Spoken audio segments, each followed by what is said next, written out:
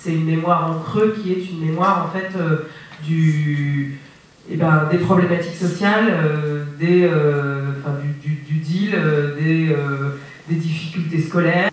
On est encore malheureusement là-dedans, alors même qu'on le voit bien, et nous c'est ce qu'on fait tous les trimestres dans Fumigène et régulièrement donc, sur le site et les réseaux sociaux. La notion de les talents sont là, oui on le voit, et en fait quand on arrivera à faire en sorte que ces talents soient vus partout, et pas seulement dans des médias spécifiques qui s'adressent en fait à cette communauté, parce que là aussi effectivement on peut dire qu'on fait du communautarisme, on reste entre gens issus de quartiers populaires ou du moins qui ont une inclination sur ces questions, et on voudrait être beaucoup plus large, et dans ce cas-là, alors soit on grossit et on devient mainstream, et tant mieux, soit on disparaît, et tant mieux. Cinéma du ghetto? Cinéma de banlieue? Non? Non, ils appellent ça un film sauvage, donc jargon professionnel, hein, c'est pas moi qui l'invente, c'est comme ça.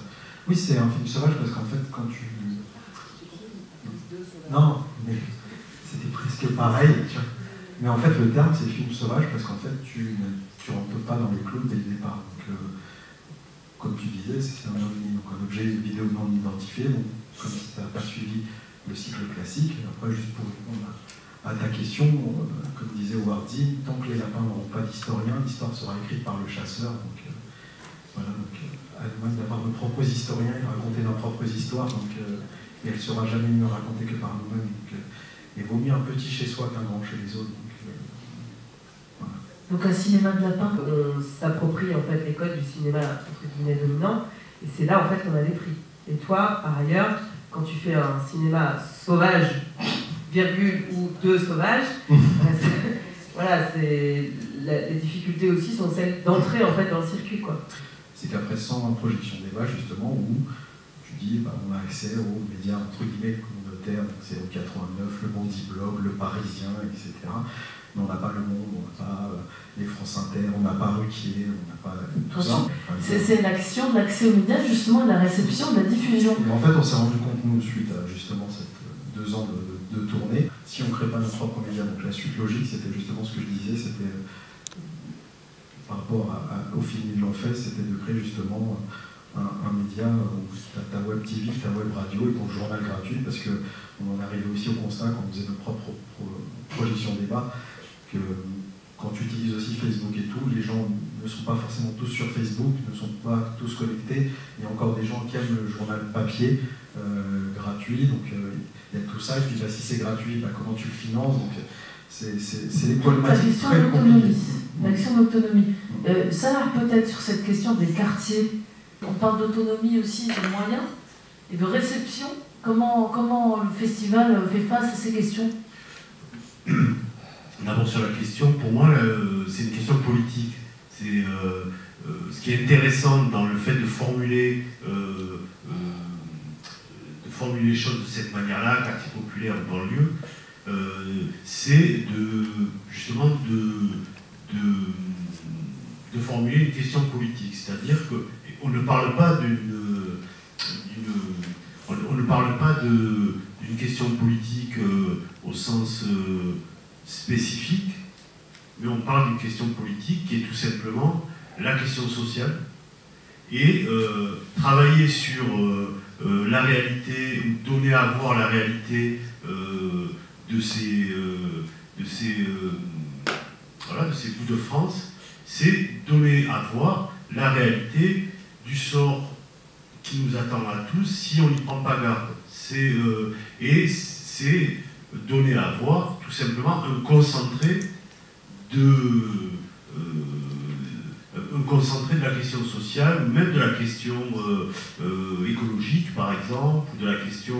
Donc, moi, nous on militait beaucoup pour ça, mais ça, ce qui intéresse, par contre la question elle est intéressante parce que, évidemment, bon, quand on a dit ça, moi je préfère quartier que banlieue, puisqu'à Toulouse, la banlieue elle est aisée, et donc les quartiers,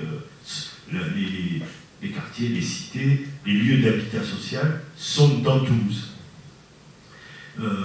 Mais c'est intéressant aussi de regarder ces sujets-là depuis Toulouse, depuis Montpellier, depuis Bordeaux. Ce qui est intéressant, par exemple, sur la question politique faire le lien avec le film de Magie, moi, par exemple, j'ai conduit une liste aux élections municipales à Toulouse. Donc, j'ai été le Camara toulousain en 2001. Au bout de 10 ans, quand les villes ont construit, quand les municipalités et l'État a construit ces quartiers, très très rapidement, on s'est rendu compte que c'était une erreur. Sarcelles en est l'exemple parce qu'il y a une maladie des grands ensembles qui s'appelle la sarcellite, qui a été ensuite définie après, la sarcellite, groupe de rap aussi sarcellois. Et du coup, la maladie des grands ensembles s'est développée dans les médias. On revient encore sur ça, Le Figaro, tout ça, qui explique que en fait, vivre dans un grand ensemble, c'est l'oisiveté, c'est limite les femmes prostituées parce que leurs maris sont au travail, je parle de ça des années 50 aux années 70, leurs maris sont au travail, donc la journée, qu'est-ce qu'elles font? Elles se prostituent évidemment, c'est ça à faire. Donc voilà, c'est toute une maladie qui s'est créée, et la maladie des grands ensembles, et elle dit donc, en tout cas l'analyse qu'elle fait, c'est que l'État considérait très rapidement que ces grands ensembles sont une erreur collective. Et depuis 30 ans, la politique de la ville essaye de trouver en fait des solutions à cette erreur collective. Essaie de construire en fait avec des politiques vraiment pensées pas forcément par les bonnes personnes, des solutions à cette erreur collective, considérée comme une erreur collective. Moi, je ne suis pas une erreur, en règle générale, on ne trouve pas une solution. On trouve une solution à des problèmes. Une erreur, on la corrige. Et à partir du moment où l'État, depuis 30 ans, considère que ces territoires sont une erreur, déjà on pose le problème d'une manière assez radicale et complexe. Donc nous vivons tous dans une erreur collective. C'est ça en fait, le résumé. Et quand elle analyse les films, et les films en règle générale, il y a beaucoup de films qui ont été faits à Sarcelles, notamment dans la construction, avec Gabin, où on voit ce nouveau monde apparaître. Et toute l'analyse qu'il y a derrière ces films-là, c'est la peur. Donc ça ne vient pas d'hier, ça ne vient pas d'avant-hier, et c'est diffusé partout. Dans les médias, avec la sarcellite, dans les films, avec les scénarios, et donc dans l'inconscient collectif et l'imaginaire collectif. C'est pour ça aussi que se réapproprier tous ces outils de médias, le cinéma par Ils l'ont fait, les médias locaux par Sarcelloscope et toutes les autres initiatives, il y a aussi des personnes ici présentes qui font des choses très intéressantes, à Grigny notamment, à Villiers-sur-Marne, qui se réapproprient ces médias. Et Fumigène qui, là, nous donne une visibilité plus globale sur tout ce qui se passe en France et dans les quartiers. Notamment aussi par des initiatives culturelles, que ce soit des festivals de cinéma ou de la musique, etc. Face à des types qui me disent « Mon Dieu, mais qu'est-ce que c'est moche !» Et alors, hyper frappée en fait du miroir que ça te renvoie, parce que, ayant grandi en fait en quartier populaire, donc au milieu des tours, j'ai toujours trouvé ça hyper beau. J'ai toujours trouvé que c'était en fait architecturalement, il y a toujours des trucs. Je sais pas, je vous invite par exemple, parce que j'y suis passée, j'habite à côté. Vous voyez les Olympiades dans le 13e à Paris. Le quartier des Olympiades à Paris est absolument splendide. Quand le soleil se couche, franchement, moi j'ai inondé mon Instagram en fait de photos des Olympiades. Alors c'est impressionnant, c'est une architecture massive, mais c'est pas de la sarcellite, quoi, pas du tout. Alors après, ça pose d'autres questions qui reviennent en fait sur plus largement la question du droit commun, c'est quel service public on a mis en place, quelles écoles, à partir du moment où vous faites des bombes sociales, puisque vous avez toutes les mêmes problématiques rassemblées sur un seul et même territoire, voire sur 2-3 bâtiments, de facto, vous pouvez faire n'importe quoi, ça ne peut pas marcher. Donc c'est pas la question en fait de l'architecture qui se pose, c'est spécifiquement la question du droit commun et de l'accès au droit. Donc les politiques de la ville peuvent faire ce qu'elles veulent. D'ailleurs, la Cour des comptes a souvent pointé la politique de la ville comme étant un échec globalement, puisqu'on saupoudre, au vu du nombre de quartiers estampillés CUX, puisque maintenant on appelle ça des CUX. Eh bien, la problématique, c'est comment on va réussir en fait à rejoindre ce que tous on devrait avoir, quoi. Et voilà, donc il y a à la fois cette vision qu'on peut avoir, c'est très moche, alors que moi honnêtement, les Bodotes, c'est super beau. Enfin, c'est super beau, n'exagérons pas, mais c'est sympa. Enfin, c'est-à-dire que les bâtiments sont pas très hauts, il y a des parcs, voilà, enfin, il y a quand même pas mal de trucs. Les Minguettes, n'en parlons pas, ils ont tout refait, donc il y a quand même, moi je trouve qu'il y a quand même du charme. Et cette vision en fait de ces mecs qui tournaient avec moi, qui me disaient ah mais attends, mais c'est absolument ignoble, bah, ça renvoie quand même un peu l'image dominante de tout ça, donc de la sarcélie. Donc effectivement, quand on le perçoit comme ça, on ne peut pas non plus y arriver, quoi. Tout à l'heure, comment on peut voir le film pour ceux qui n'ont pas pu assister aux représentations? Oui, il y a une page du film qui s'appelle Ils l'ont fait, c'est la page Facebook du film. Donc en fait, nous, c'est une tournée citoyenne, comme je disais. Vendredi, j'étais à Lille, samedi, j'étais dans le Nord-Pas-de-Calais, juste à côté d'Hénin-Beaumont. Il y avait des élections. Donc, il suffit vraiment de le... Bon, moi, je l'ai diffusé déjà 2-3 fois à Toulouse. Donc non seulement il y aura juste de voir, très bien. On trouve une salle, on vient, on prend la clé USB, on passe le film, on fait une projection débat. Mais on avait enfin eu le visa d'exploitation après 1 an et demi de paperasse et de complications administratives. Donc on a eu, justement, on était au cinéma La Clé, juste à côté, mais enfin eu notre visa d'exploitation. Et sinon, bah, c'est des projections de débat, donc ça dépend où on sera. Donc je sais que mercredi, là, on est à Saint-Denis pour les écoles de la seconde chance. Après, jeudi, on est à Bordeaux. Après, le 12 mai, je crois, le 11 mai, on est à Rouen. Le 12 mai, on est à Aulnay. Après, le 14 mai, on est à Mantes-la-Ville, donc Villefène. Donc voilà, après, c'est en fonction des dates. Nous, ça fait 2 ans qu'on tourne, quoi. Donc on l'a passé à Toulouse, à Montpellier, à Marseille, à Perpignan, à Narbonne, à Clichy-sous-Bois, à Aubervilliers, à Blanc-Ménil. En fait, c'est le film 4x4. Hein. Voilà, s'il faut le passer sur la planète Mars. Par contre, on n'a pas eu le droit de le passer à Trappes, parce que Benoît Hamon ne voulait pas le passer. Voilà, ça, c'est un petit super. Quand les gens identifient Jacadi à leur mère, des fois, on n'est pas autorisé dans certaines villes. Donc tout dépend dans quelle ville tu veux le passer. Je pense qu'une partie des gros médias ont tendance à se dire que finalement la banlieue c'est un investissement. C'est horrible à dire comme ça, mais en fait, voilà, je vais prendre une initiative qui a eu le monde il y a quelques années, il y a 5 ou 6 ans, peut-être 7, qu'il y avait une journaliste qui allait régulièrement à La Courneuve et qui tenait un blog sur La Courneuve. Et il me semble que de temps en temps, c'était également dans le journal Le Monde. Mais voilà, Le Monde avait décidé qu'il y avait une journaliste qui régulièrement allait sur place, etc. Et de l'autre côté, il y a tous les exemples malheureux qu'on voit. Alors, celui qui me vient en tête, c'est Le Point qui devait écrire un article, je crois, sur les femmes voilées, et qui avait passé juste un coup de fil et avait décrit une femme voilée qui était en fait un mec. Du point de vue des médias, les gens qui sont pas trop cons, excusez-moi du terme, vont se dire bon il faut vraiment que quand on va en banlieue, il faut y aller régulièrement, il faut qu'on ait de plus en plus des gens qui nous fassent confiance. Moi-même je suis issue de banlieue, mais je suis blanche et du coup pour avoir déjà un petit peu participé avec Fatima à certains ateliers à Sarcelles, il n'y a pas forcément la même vision de moi que Fatima. Et voilà, donc c'est un peu un commentaire de il faut investir, il faut y revenir régulièrement et qu'aujourd'hui les médias ont de moins en moins d'argent et on a beaucoup moins de temps pour travailler sur des sujets. Voilà, c'était juste un commentaire et ma question qui était peut-être un petit peu d'actualité, c'était de savoir finalement, on a l'impression que les médias dont vous parlez, les médias de banlieue, circulent beaucoup en banlieue, circulent un petit peu dans d'autres milieux, dans des grandes villes, parce que voilà, il y a des gens qui sont un petit peu intéressés par ces sujets. Et au final, comment est-ce que tous les sujets dont vous parlez, est-ce que vous avez déjà eu des initiatives pour essayer de les amener précisément dans les endroits où on estime que la banlieue c'est des méchants arabes qu'on peut très facilement pousser en dehors de nos frontières une fois que Marine Le Pen est élue parce qu'ils volent, ils vendent de la drogue, etc. Voilà, c'est comment est-ce que finalement par vos médias vous pouvez toucher tous ces gens qui aujourd'hui votent Marine Le Pen. Donc après ils ont dit est-ce que vous êtes loin? On leur a dit on a une demi-heure donc ça peut arriver très vite. Non mais en tout cas on l'a passé dans les campagnes, on l'a passé sur la place de la République à Nuit debout. Donc le film parle à tout le monde, c'est vraiment le film 4x4. On l'a passé au Salon du Bourget devant un public de femmes voilées de barbus, ils étaient pétés de rire. On l'a passé à l'Académie française, on l'a passé à Molenbeek, on l'a passé au Maroc où là aussi ça leur a montré encore une autre vision.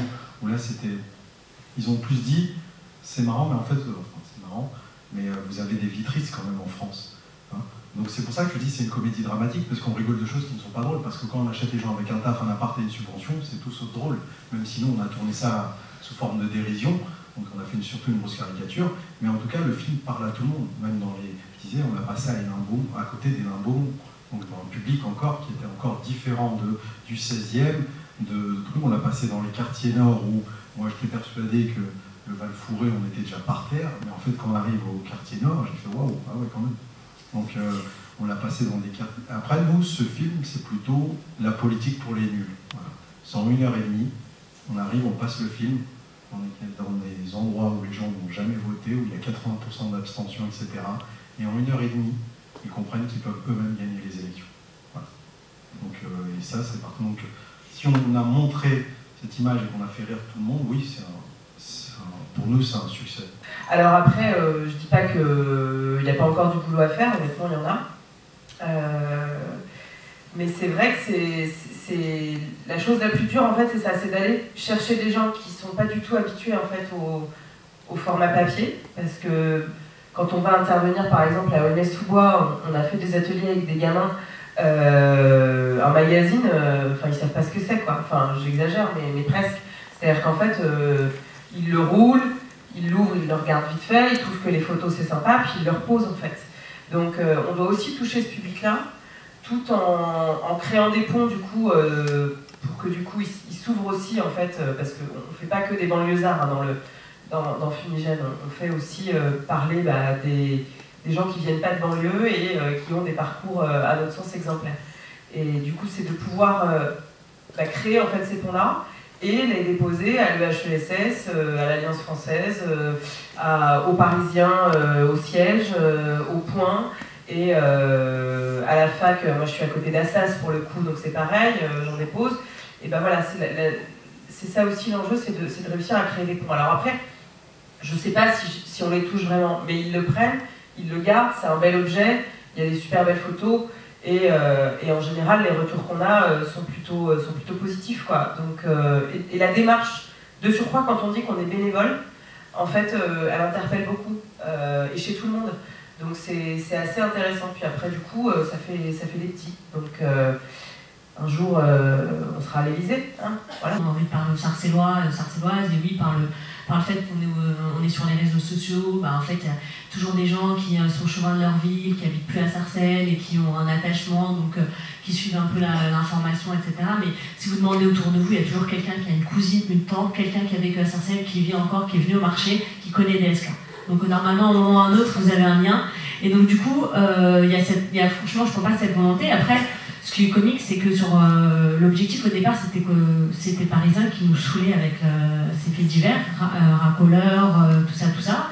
Ça nous énervait beaucoup. Et aujourd'hui, les journalistes du Parisien, quand ils veulent des informations sur Sarcelles, ils regardent le Facebook de Sarcelloscope, ils prennent de l'info et ensuite ils traitent le sujet. Notre objectif, c'était aussi de changer la donne sur comment Sarcelles, le traitement de Sarcelles était fait par le Parisien. On a un peu gagné ce pari-là, parce qu'aujourd'hui, bien sûr, il reste des faits divers, mais ce n'est pas la majorité des articles qui sont traités dans le Parisien. Il y a beaucoup d'initiatives citoyennes, énormément de débats, etc. Avez-vous un mot de conclusion peut-être ou bien on continue cette discussion de manière informelle en saluant notre public, vous me dites Majid, rendez-vous pour de rien, mais on attend donc un épisode 2 et on va surtout voir le premier. Voilà, je vous invite à visiter la page de Sarcelloscope si vous voulez savoir comment s'est passé le meeting de M. Macron aujourd'hui à Sarcelles. Les jeunes journalistes l'ont couvert. Salah, peut-être un dernier mot? Oui, on m'entend là. Voilà. Donc Naïma qui ne sait pas faire notre autopromotion, moi je vais lui donner rendez-vous donc le 23 et le 24 mai prochain à l'Institut des cultures d'islam et au centre Barbara Gouddor le 23 mai au soir, puisque donc avec les motivés, le groupe, et donc 2 jours de rencontres, de colloques qu'on organise avec Pangé Network, qui est l'association de Naïma, mais aussi la CHAC de Pascal Blanchard, autour de la question qu'on n'a pas trop, un mot qu'on n'a pas prononcé ce soir, mais pour nous qui est très très important, donc des enjeux de patrimoine et de patrimonialisation des mémoires de l'immigration et des quartiers. Qui est aussi une manière de dire, de raconter l'histoire de ce pays. DNLC, disons-nous les choses, nous sommes un institut du monde arabe par rapport à l'initiative quand les banlieues prennent la parole, création et médias de proximité avec les différents intervenants et différentes personnes qui ont assisté à cet événement. Comment allez-vous? Ça va. Pour l'instant, ça va, je crois. Donc, Naïma, oui. C'est toi qui es à l'origine de cette initiative. Dis-nous un petit peu le but de la manœuvre. Le but de la manœuvre, c'est de faire de l'entrisme dans les institutions culturelles et de leur permettre de nous accueillir pour échanger sur nos stratégies d'autonomie, de prise de parole et de diffusion des savoirs sur des sujets qui nous sont chers. L'action des quartiers, la mémoire des luttes et l'expression artistique et intellectuelle des artistes, mais aussi des habitants. Et c'est pour ça qu'on a réuni de fringants acteurs et actrices de ces mouvements, que ce soit des médias de proximité, des artistes ou des journalistes, qui permettent peut-être de décloisonner ces territoires et leur permettre d'avoir leur propre narration de leur quotidien. En parlant de ces fringants intervenants, ils sont là. Donc, Nora, dis-nous un petit peu ton ressenti de ce qui s'est passé aujourd'hui. Très intéressant, d'autant que, comme tu le sais, on a souvent tendance en fait à venir nous inviter pour parler de nos actions dans les banlieues, c'est-à-dire qu'on parle à des gens convaincus et concernés. Donc le fait que Naïma, grâce à elle et son réseau, elle nous ait ouvert en fait les portes de l'Institut du monde arabe, tout de suite, ça permet d'ouvrir le champ des possibles, quoi. Donc tant mieux. Fatima, dis-nous tout. On a amené Sarcelles à l'Institut du monde arabe, donc ouais, super contente de l'échange, de la discussion. Naïma, elle a sorti tous les mots que je voulais utiliser pour dire pourquoi on était là, mais je vais dire, on appelle de nos voeux une nouvelle narration, la narration construite par tous, pour nous, pas dans nos quartiers, dans nos villes. Voilà, donc moi je suis super contente de cette initiative à refaire dans tous les autres instituts suédois, finlandais, de Paris. Monsieur Majid, à l'initiative du film, ils l'ont fait. Dis-nous tout. L'initiative, on est quand même 200 dans le film, je suis pas tout seul, c'est un projet collectif. Mais sinon, non, c'est une très belle initiative. Enfin, déjà, je remercie Naïma parce que j'avais jamais vu cette salle. Donc c'est une très belle salle pour passer le film, ils l'ont fait.